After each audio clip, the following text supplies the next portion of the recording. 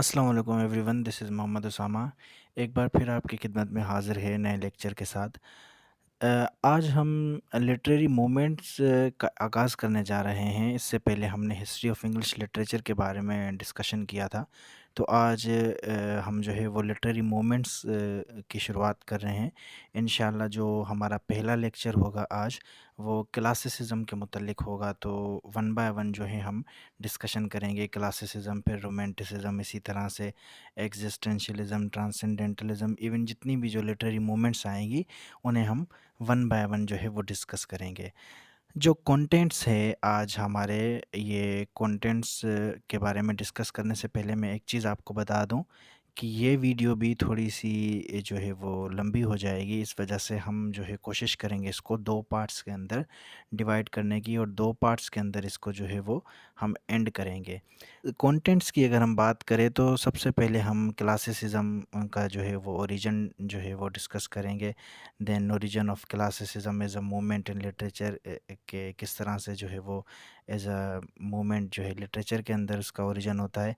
Then what is classicism, फिर classicism क्या है, उसकी कंप्लीट एक्सप्लेनेशन और उसकी डिटेल वर्जन को जानने की कोशिश करेंगे। And then we will discuss about the characteristics of classicism, classicism के करेक्टरिस्टिक्स के बारे में डिस्कस करेंगे। And then at the end we will be discussing about major classical writers and their important works. Yes, classicism. If we talk about classicism's origin and its development, classicism as an art style and as the first theory of art was defined by the ancient Greeks. Classicism को जो है वो as an art style या फिर first theory of art जो है सबसे पहले define किया था ancient Greeks. So ancient Greeks were the people, they have for the first time defined classicism as an art style or the first theory of art, emulated by the Romans and then continued to appear in the various from across the centuries. And then उसके बाद Romans ने इनको copy किया, and उसके बाद जो है वो दूसरे जो मतलब सेंचुरीज़ थी या फिर दूसरे जो कंट्रीज़ थी वहाँ पर जो है वो इवॉल्व हो गई। It evolved in 4th and 5th centuries BC in Greece with writers like Aristotle and Sophocles. 4th और 5th century BC के अंदर वो जो है वो ग्रीस कंट्री के अंदर जो है वो इवॉल्व हुई, और जो राइटर्स थे मतलब जिन राइटर्स की राइटिंग से इवॉल्व हुई वो अरिस्टोटल और सफोकिलस थे। तो ये जो है वो क्लासिक राइटर्स हैं। The first century BC and the first century AD in Rome with writers such as Cicero and Virgil. उसके बाद फर्स्ट सेंचुरी BC और फर्स्ट सेंचुरी AD के अंदर ये रोम के अंदर इवॉल्व हुआ है, और जिनकी राइटिंग्स से इवॉल्व हुए या पे वो सिसेरियो और वर्जिल नाम के राइटर्स थे। इन दी 17th सेंचुरी फ्रेंच ड्रामा, फिर 17th सेंचुरी के अंदर जो है वो फ्रेंच ड्रामा के अंदर इवॉल्व हुआ।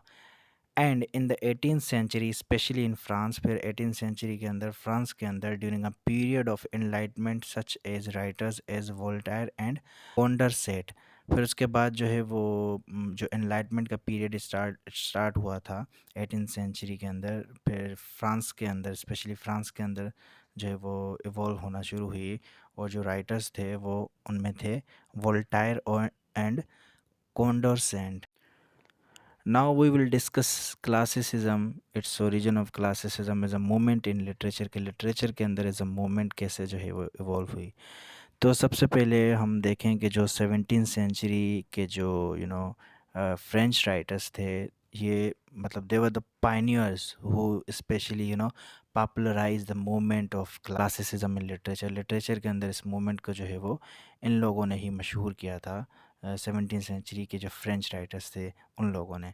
उसके बाद फिर जो इंग्लिश लिटरेचर जो स्टार्ट हुआ था वो तो हुआ 16th सेंचुरी में था, लेकिन उसकी जो रियल डेवलपमेंट थी या फिर ऐसे कहें कि उसका जो फ्लावरिंग पीरियड था इंग्लिश लिटरेचर का, वो रेनेसेंस से था। रेनेसेंस के अभी हम रेनेसेंस को भी जो है वो आगे डिस्कस करेंगे, लेकिन सिंपली हम रेनेसेंस को अगर डिफ़ाइन करें तो हम ये कह सकते हैं कि रेनेसेंस जो है वो रिवाइवल ऑफ नॉलेज, इसके अंदर नॉलेज रिवाइव हुआ था रेनेसेंस के अंदर।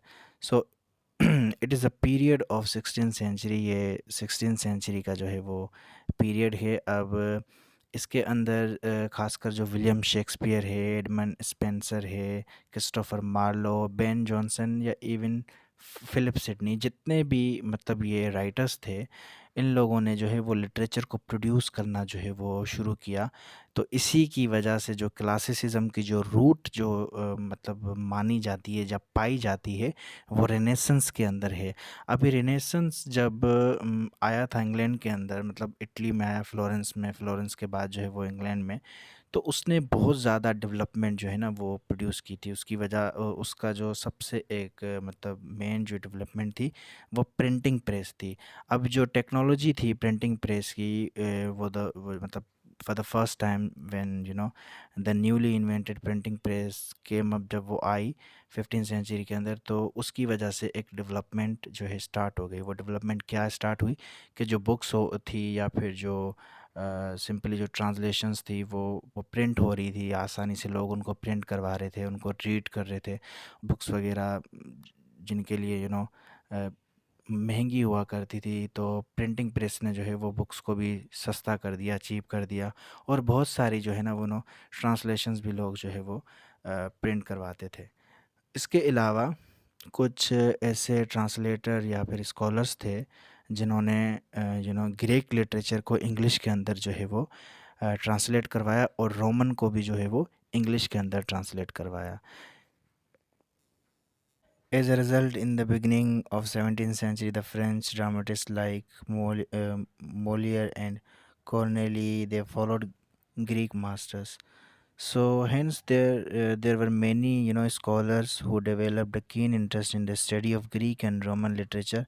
So they were much more influenced by the Greek and Roman literature, which was very ancient, and mainly the French dramatists, they were much influenced by this ancient and Greek Roman literature. The and as a result के क्या होता है कि जो beginning होती है 17th century की, उसके जो फ्रेंच ड्रामेटिस्ट है, जिसमें मोलियर और कॉन्सेली जो है, ये क्या करते हैं, ये जो है वो ग्रीक मास्टर्स को फॉलो करते हैं। And when they started writing their plays and dramas, they followed Greek dramatist like, जिसमें एस्किलस है और सफोकेलस हैं, and they embodied the principle given by Aristotle. Aristotle के हिसाब से जो है वो अपने प्रिंसिपल वगैरह देते हैं। So now we will be discussing about classicism, the term, and we will try to interpret its meaning as well. So the word classicism comes from the word classical and class. Classicism जो word है वो मतलब दो word पर मुश्तमिल है, एक classical, दूसरा class. In general the word classical means something which is ancient. मतलब क्लासिकल का मतलब ये है कि ऐसी चीज़ जो कि कदीम हो, एंशियंट हो। समथिंग विच इज़ ग्रेट, ऐसी चीज़ जो कि अजीम हो, ग्रेट हो। The word class means a group of people, और जो क्लास का मतलब है वो ग्रुप ऑफ पीपल से मुराद है। सो इसकी जो है वो इंटरप्रिटेशन जो है वो वर्ड की है। अब हम देखते हैं कि बेसिकली ये किस चीज़ के ऊपर फोकस करता है classicism. More ever classicism was based on the idea that nature and human nature could be understood by reason and thought। अब जो क्लासिकल पीपल थे, और जो क्लासिकल स्कूल ऑफ आइडियोलॉजी थी, ये जो है वो मतलब बिलीव करते थे, इस बात पे फोकस करते थे कि जो मतलब इंसान की जो नेचर होती है, या फिर उसकी जो ह्यूमन नेचर होती है इंसान की, उसको सिर्फ और सिर्फ रीज़न और थॉट से समझा जा सकता है।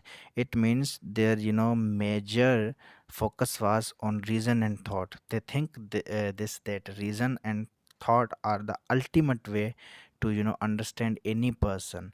So classicism attached much more attention to reason than imagination। इसी वजह से जो classicism है वो रीज़न को बहुत ज़्यादा फोकियत देती है बनिस्बत इमेजिनेशन के। They do not believe on the imagination because they are the classist people। they believe on reasons and thought for any in any circumstances। हर जगह पर जो है वो रीज़न को बहुत ज़्यादा फोकट देते थे, थॉट को देते थे।